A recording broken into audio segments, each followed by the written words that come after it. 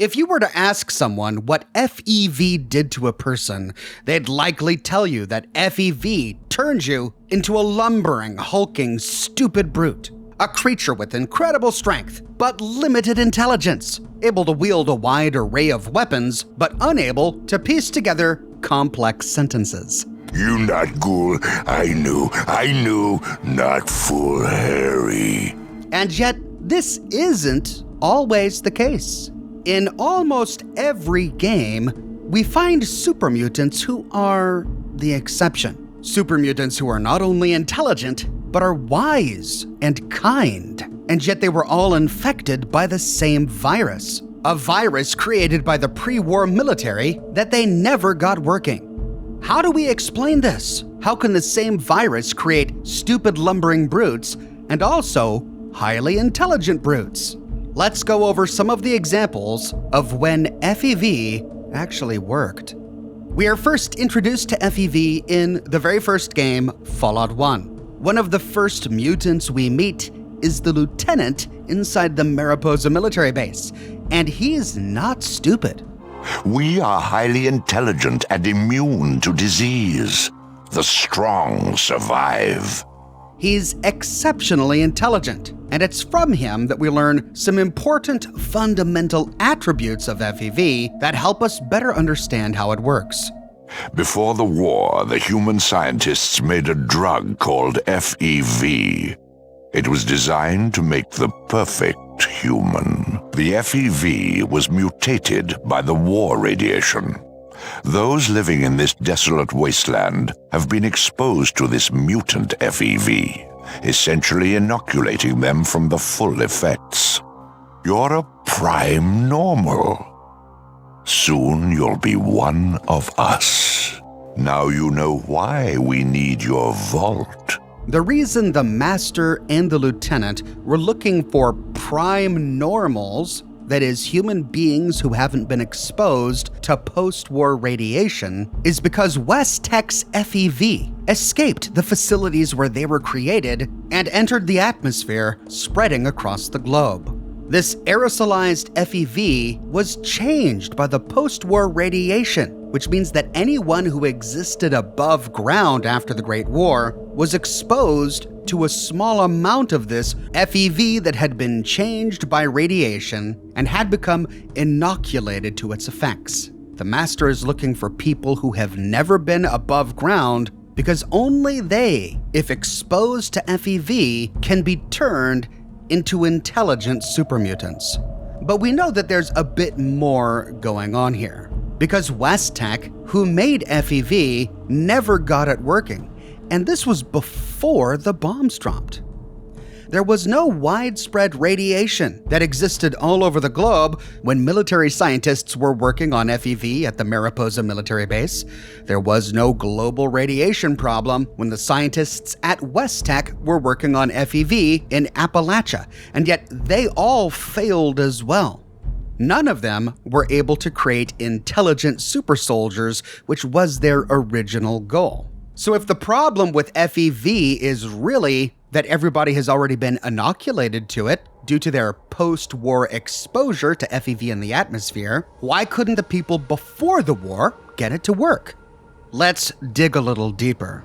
The Master is also a mutant. The Master used to be a human called Richard Gray. He was expelled from Vault 8 because he murdered someone. After discovering strange mutants attacking caravans and towns, he and Harold and a few others teamed up to try and find the source of these mutants.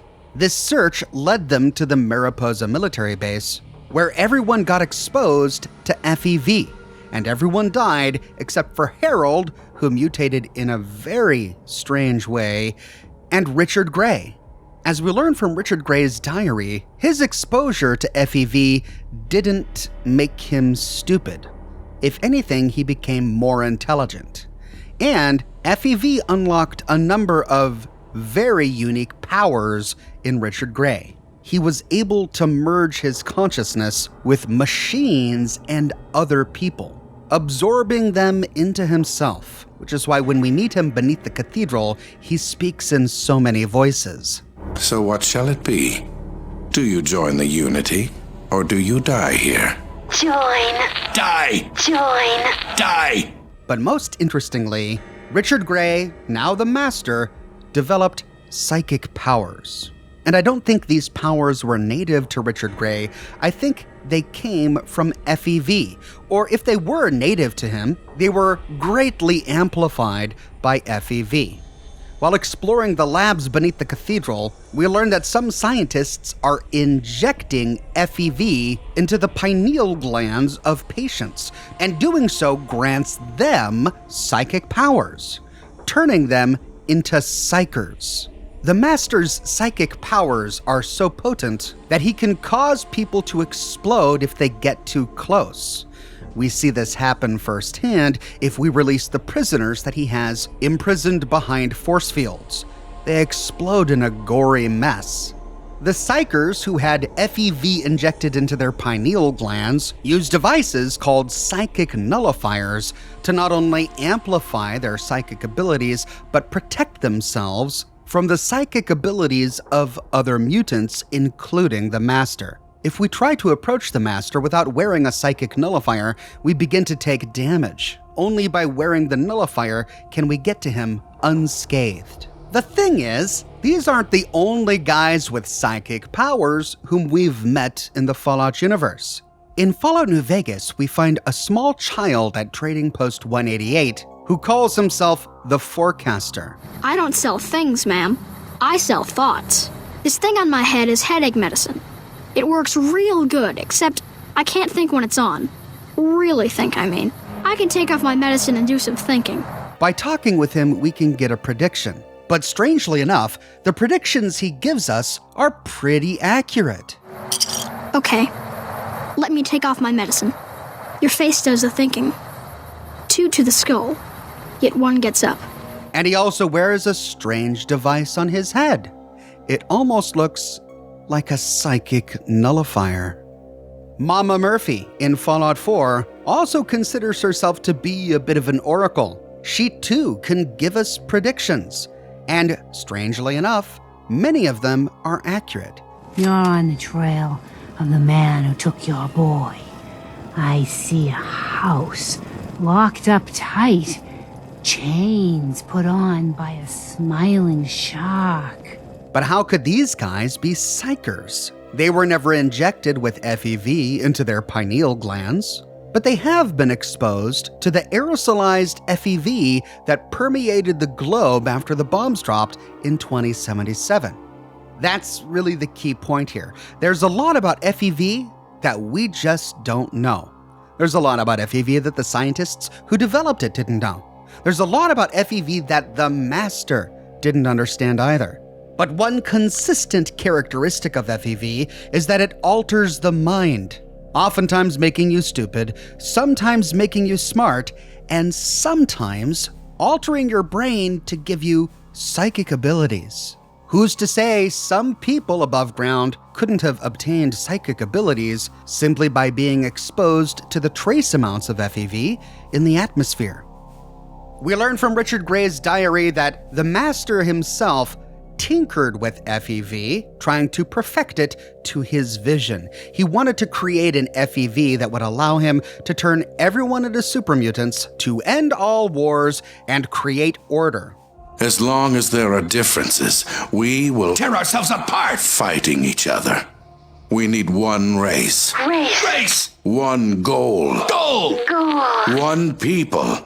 But even at this point, with the Master actively using FEV to build his army, the Lieutenant concedes that it's not perfect. Even prime normals who are dipped suffer from memory loss. Sometimes, not always, a person's memory is, how shall we say, interrupted by dipping. So there is a small chance you'll forget the location. Some of the mutants in the Master's army are stupid. Okay. Have nice day. But many others in the Master's army are moderately intelligent. We don't find a whole lot that are as super intelligent as the lieutenant, but we do find plenty of examples in Fallout 2 and New Vegas of mutants who have average human intelligence. They speak coherently and they can reason normally. But I think the evidence shows us that this is primarily due to the lasting effects of the Master's psychic influence over them. The Master's psychic abilities give order and meaning to his supermutant army. When the Master died and his psychic connection with his supermutant army was severed, this was a traumatic experience for all supermutants. This is explored in Fallout 2 and Fallout New Vegas. In Fallout 2, we meet Marcus at Broken Hills. He's an intelligent supermutant who's trying to create a home for other intelligent supermutants who feel lost after the destruction of the Master. After the Master and the Vats were destroyed, I wandered a bit. No place to go. One day got attacked by this fool wearing power armor. That was Jacob, from the Brotherhood of Steel. We tussled for a while, and we became friends. Headed off together. Then, other people started following us. Guess they figured if they weren't safe with a mutie and a steel knight, safe just wasn't going to happen. Now, anybody's welcome here, long as they act right. Others might not think much of us, but nobody's more free than we are. We don't know who Marcus was before he was dipped. I don't even think Marcus knows who he was before he was dipped. But it's likely he was a vault dweller, or a pre-war scientist, or someone who had never been exposed to post-war radiation due to the intelligence that he exhibits and the sanity he maintains after his psychic link with the Master had been severed.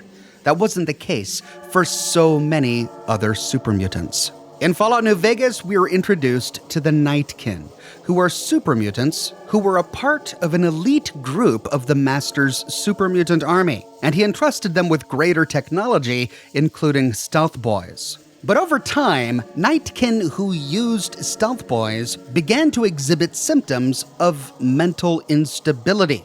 Nightkin suffers schizophrenia from the stealth boys they're always using.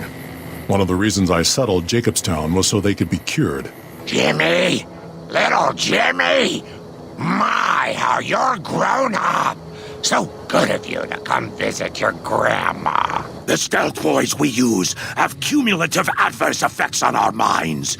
Jacobstown was supposed to be a sanctuary, a place to find a cure. The Nightkin have varying degrees of mental instability due to their addiction to stealth boy use. I've been trying to come up with a cure. Doc Henry at Jacobstown has been researching this, and he's discovered that the stealth field of a stealth boy negatively affects the minds of supermutants who use them far more than it affects humans. It's possible, but I've yet to see any hard evidence or hear of any cases where humans were negatively affected.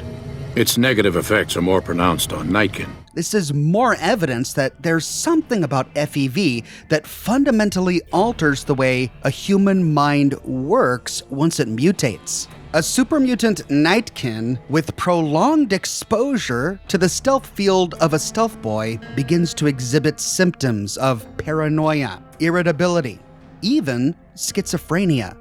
Marcus eventually ended up in the Mojave Wasteland where he founded Jacobstown, another refuge for supermutants, and Doc Henry, a former Enclave scientist, was trying to work to see if he could cure the Nightkin of their mental illness. And there are game endings where he's ultimately successful. A cure for the Nightkin's schizophrenia was found shortly after Dr. Henry's experiment concluded.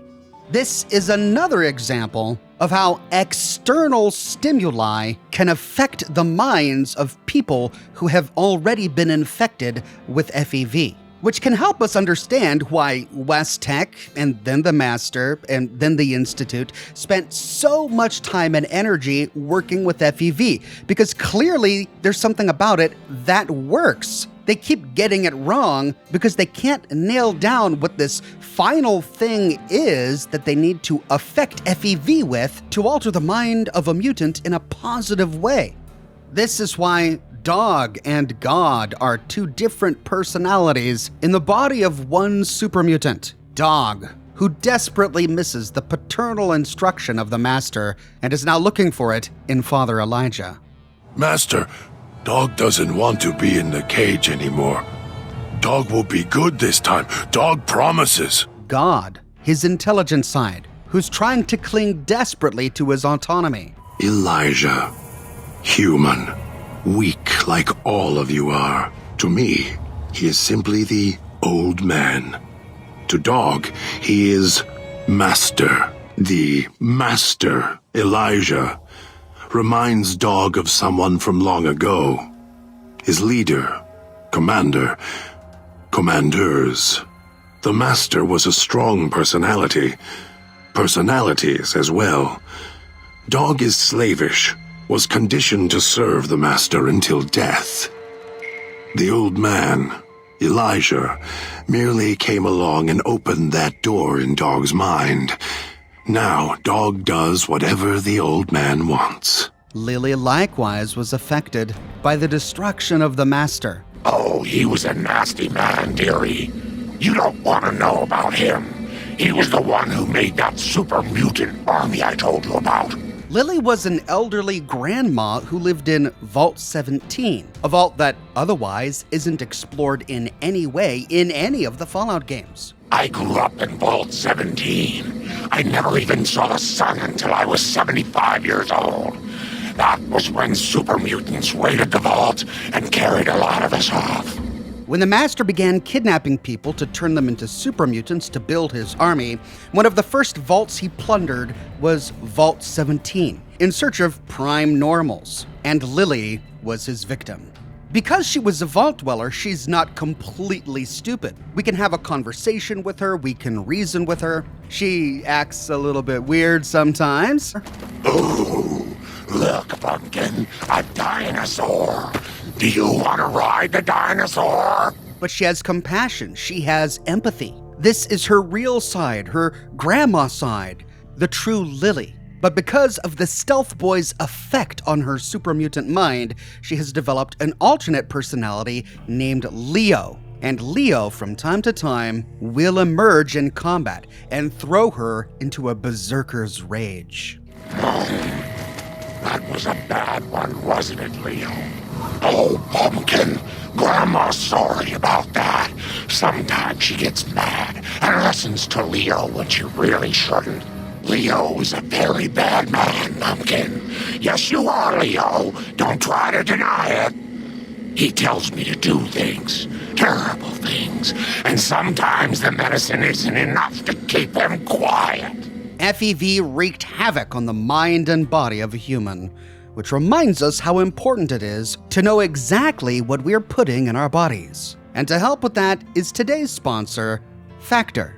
I'm proud that Factor has been a longtime sponsor of my videos because Factor meals help me take the guesswork out of clean eating. If I have a busy day at work, helping my kids with their schoolwork, and don't have time to go grocery shopping, I can pop a Factor meal in the microwave, and in 2 minutes I know that I've got a fiber-rich meal that supports my gut health and helps me meet my daily caloric goals. And Factor just made some big changes, introducing their healthiest menu yet. Factor has doubled the size of its menu, now with over 80 rotating weekly meals that are chef-crafted and restaurant quality. And every meal I've tried has been delicious. They've got comfort foods with pastas and meats, but also new Asian and Mediterranean cuisine meals. There are over 30 global cuisine meals available now. Head to Factor75.com or click the link below and use the code OXHORNFB50 to get 50% off plus free breakfast for 1 year.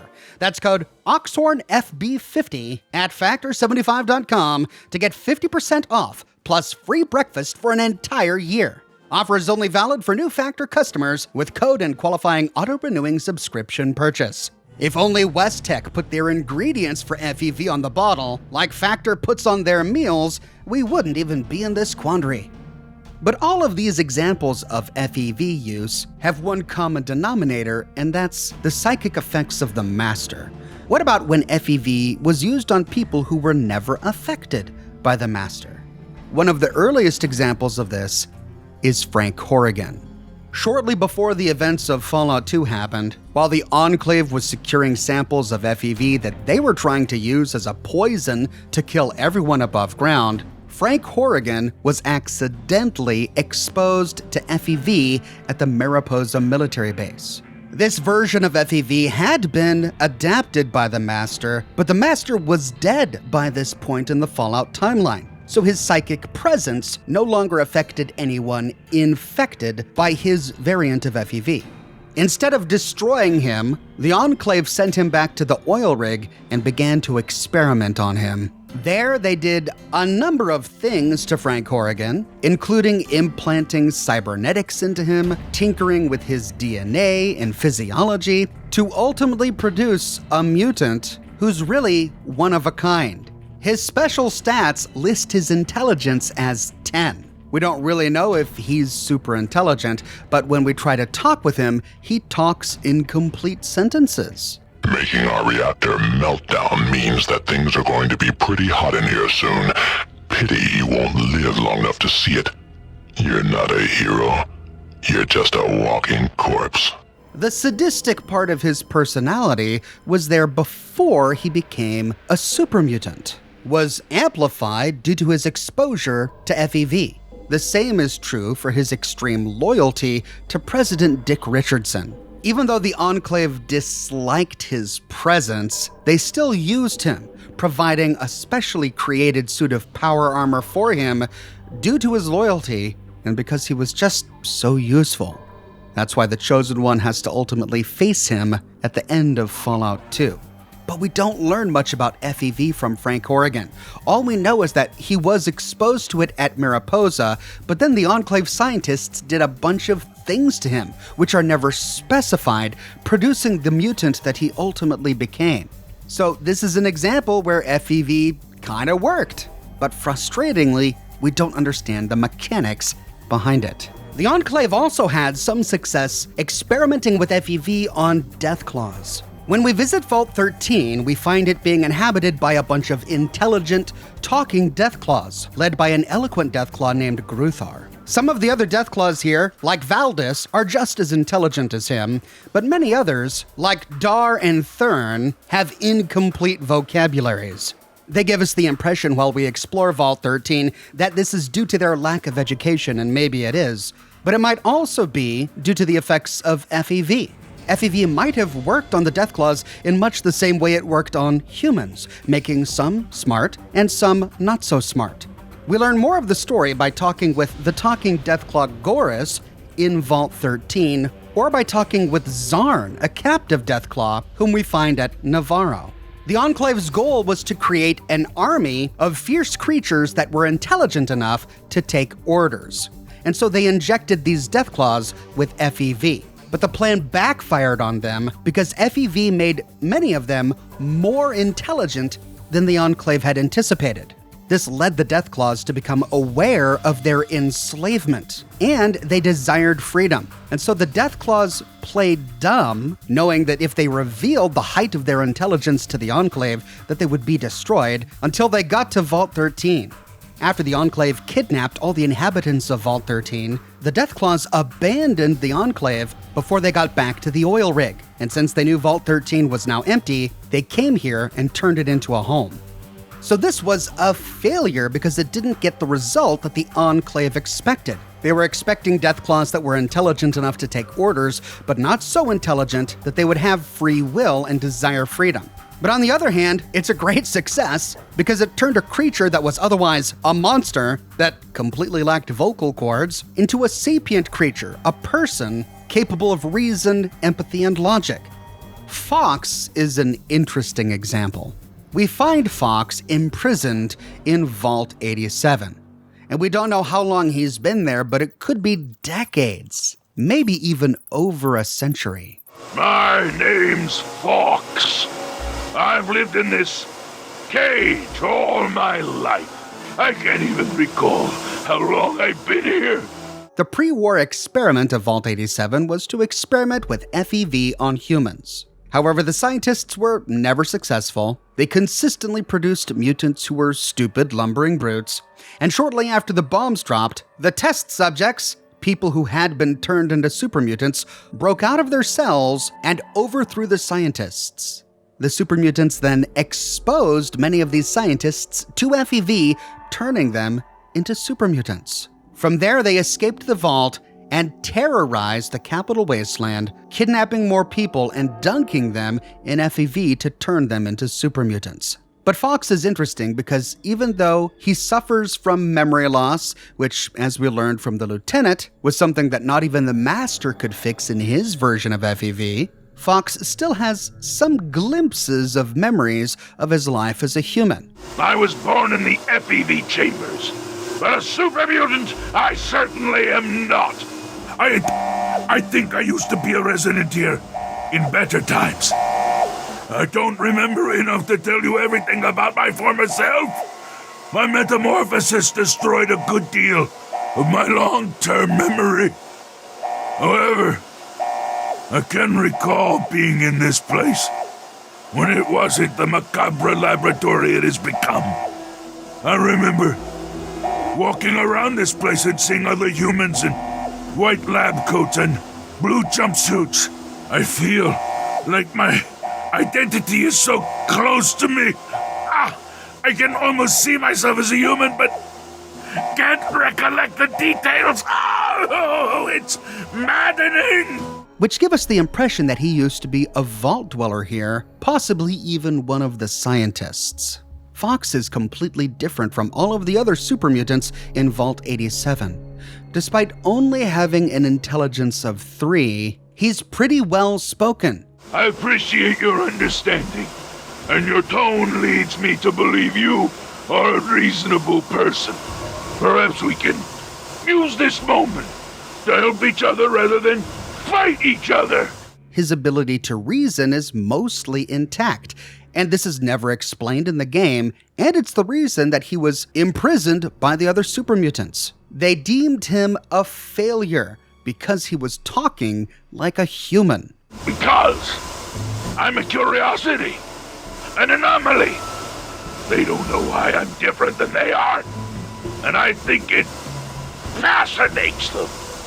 Ironically, it might be this forced isolation that allowed Fawkes to become as educated as he was, because the only thing that kept him company was a terminal in his cell, a terminal that he used to study history, literature, science, and art. So when my captors placed me here, they were too stupid to realize this room contained a working terminal. I've spent all my life teaching myself to read and speak based on the information stored on the Vault's mainframe. He named himself Fawkes after Guy Fawkes. It was taken from a historical entry in the computer. The name comes from a man who was willing to fight and die for what he believed in. I felt it was appropriate, given my circumstances. So on one hand, we can explain why Fawkes might be intelligent because he was a pre-war human. He was likely a lab experiment here or a scientist before the bombs dropped, which means he was never exposed to post-war radiation or post-war aerosolized FEV. However, he was also never exposed to the Master's psychic abilities. And many of the other scientists who worked and lived here were dunked in FEV as well, but they turned into stupid super mutants. The only one we find imprisoned in a cell for being a curiosity is Fawkes, which tells us that it's extremely rare for the super mutants of Vault 87 to have a super mutant turn out like Fawkes. Without the Master's psychic abilities to explain his intelligence, or without any other external factor to help explain his intelligence, that coupled with the fact that the pre-war scientists who worked here never got it working themselves, and that this formula never underwent any other modification after the war, forces us to conclude that there was just something special about Fawkes, his genetics, his DNA structure, maybe something special about his mind that allowed him to retain his humanity even after becoming a super mutant.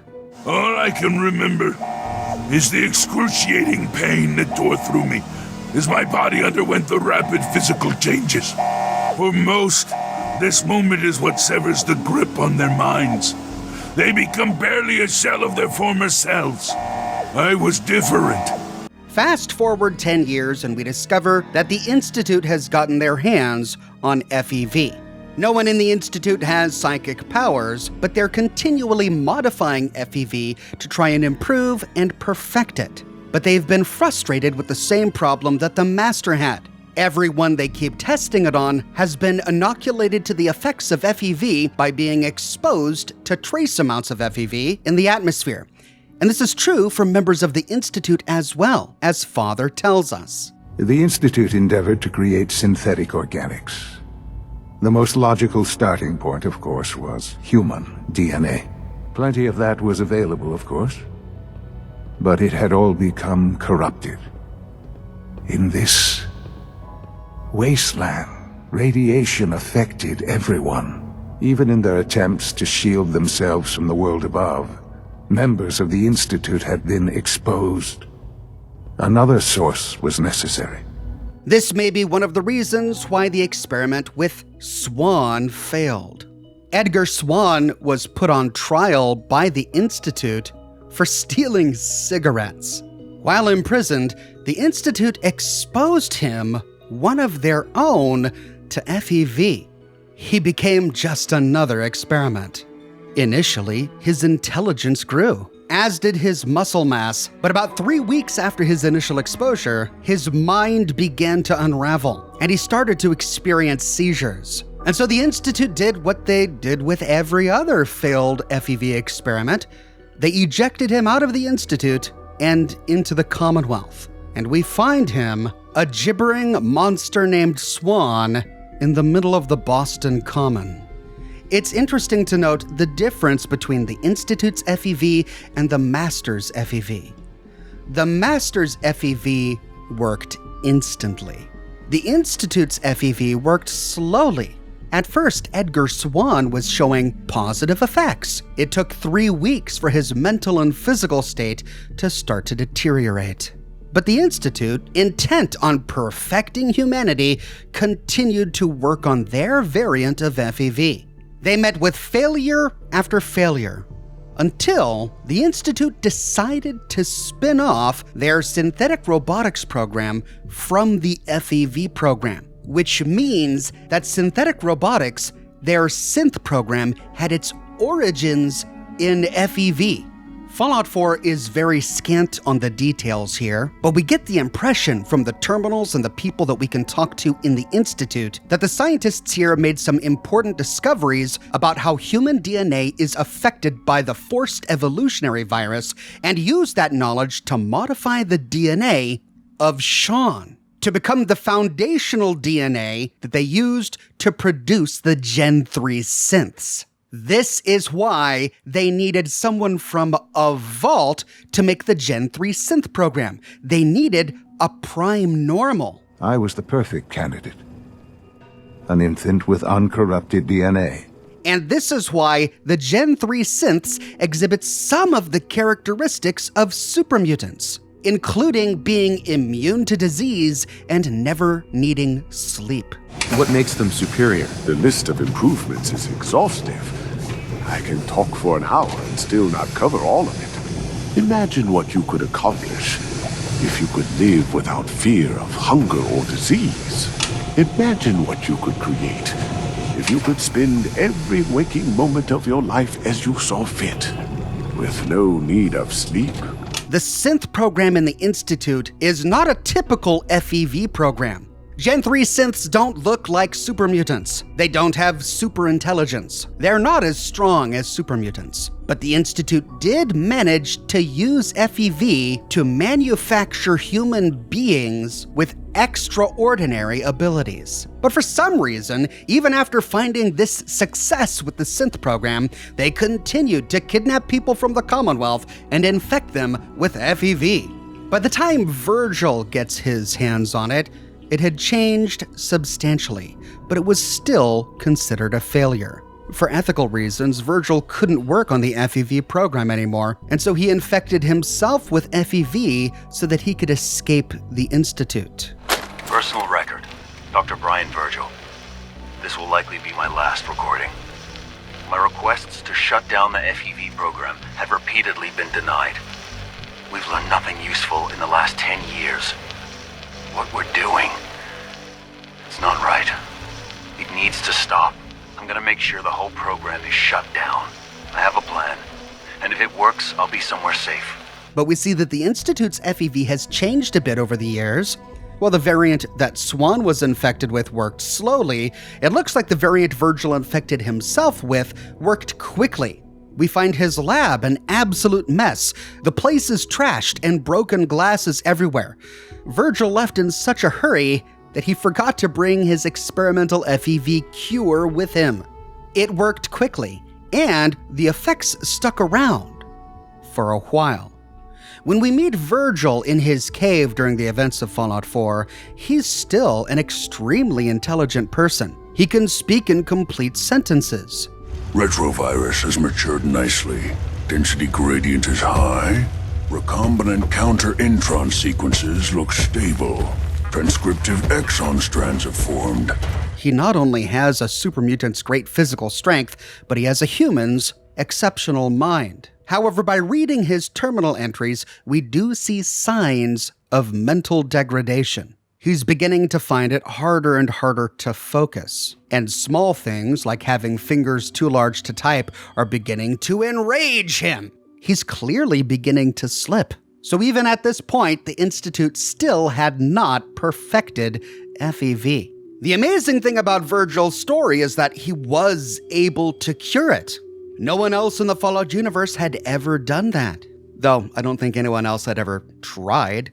And the cure was just for one particular strain of FEV. This is incredible. It is a significant first step, but it still only works on one strain of FEV. But this strain, this Institute's strain, was still a failure. Strong is not a good example of when FEV worked either, because he's still extremely stupid. That's pretty ingenious. I bet you can work around the clock. Ingenious clock? Strong confused. And he still yearns for super mutant supremacy overall. Someday, super mutants kill everything. Grahm from Fallout 76 also is not an example of when FEV worked as intended. Grahm only appears during Meat Week, a seasonal event, so I couldn't capture any footage of him. But even though he's peaceful towards humans, he still has lumbering, blunted speech. He uses simple words. He refrains from using prepositions. He's overly preoccupied with food, in particular, meat. He's strong, but not intelligent. But as with the Master's FEV at Mariposa, we find that the effects of the Institute's FEV can be modified by unpredictable external factors. This is demonstrated with Erickson. We find Erickson in Far Harbor. He lives inside a plane crash, and he breeds dogs whom he's willing to sell. Come on out, stranger. This doesn't have to get messy. Good. Just come on down here and we'll talk. What were you doing up there in my camp? You're a super mutant? I'm surprised you didn't attack me. Yeah, well, maybe you shouldn't be so quick to jump to conclusions. When we encounter him, we find him to be eloquent, and he speaks with complete sentences. I broke off from the group I came here with a long time ago. I just started seeing things differently when we came to the island, and I couldn't stand how the other super mutants act to humans. We don't get any impression that he has super intelligence, but clearly his mind is on par with many other humans. The big question is how he got this way. In many ways, Erickson has a lot of similarities with Marcus. Marcus used to be a fierce super mutant loyal to the Master, but upon his severance to the Master's psychic mind, Marcus became his own person, developed his own independence, and sought peace. Erickson, just like every other Commonwealth super mutant infected with the Institute's version of FEV, liked violence and gore. But it was only upon arriving in Far Harbor that something snapped him out of it. And Erickson thinks it has something to do with the fog. Why don't you hate humans like the rest of your kind seem to? Started seeing things more clearly when we came here. Who knows? Maybe it's the fog. Far Harbor is blanketed in thick radioactive fog, and we learn from Longfellow that this fog comes and goes from time to time. When I was a young lad, no higher than your knee, The whole island was covered in fog. The fog eventually rolled back. People resettled, but they got comfortable. Started taking things for granted. Folk got short memories. All this has happened before. Longfellow, good to see you're still kicking. Yeah, you too. However, it's not just the fog. We learn more about Erickson's story when we go to the Vim Pop factory. Erickson came to Far Harbor from the Commonwealth with a super mutant party led by Grun. They set up camp inside the abandoned Vim Pop factory, and from there they began to hunt and raid nearby trappers and harbormen. But we learned from the terminal entries at the Vim Pop factory that the longer Erickson spent here, the more he objected to hunting humans. But of course, the exceptional thing about this is that a super mutant is bothering to type on a terminal. He's the only one doing this. He writes that ever since he arrived at Far Harbor, he's been feeling more calm. Apparently, he's been drinking Vim because he says he doesn't know if it's Vim or the fog that's causing this calmness within him. But because he doesn't like killing people, he traps Grun inside a loading dock in the basement where Grun becomes a super mutant behemoth and escapes the Vim Pop factory. Here we find another example of external factors augmenting the effects of FEV on a person. The Master's mutants and the Nightkin were affected by the Master's psychic abilities and exposure to stealth boys. Erickson was affected by fog and Vim. So where does this leave us? Well, sadly, it doesn't leave us with a recipe for producing a super mutant who can function in society. We walk away understanding that FEV is an unpredictable and fragile substance. Even the greatest human minds working on refining the formula over 100 years can't perfect it.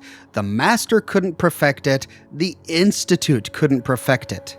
Unpredictable external things, ranging from pop to stealth boys, can alter the effects of FEV on a creature. But sometimes, as in the case of Fawkes, there's just something unspecified and unique about a person that allows them to retain their humanity and helps them resist becoming just another stupid, lumbering brute. The creation of FEV was a human atrocity, leading to unknowable, uncountable deaths spanning hundreds of years. It was used by authoritarians to control, and it was used by unscrupulous scientists to torture. FEV is an unmitigated failure. But despite that, sometimes it worked. Thanks for watching, and I'll see you soon with more Fallout videos.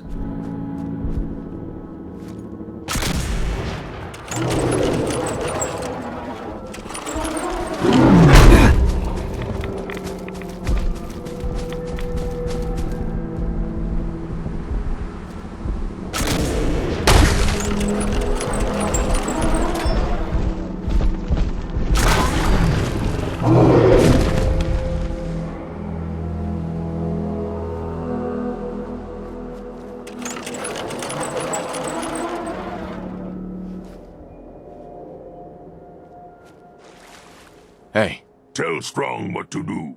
Strong, hold up. Strong obey you.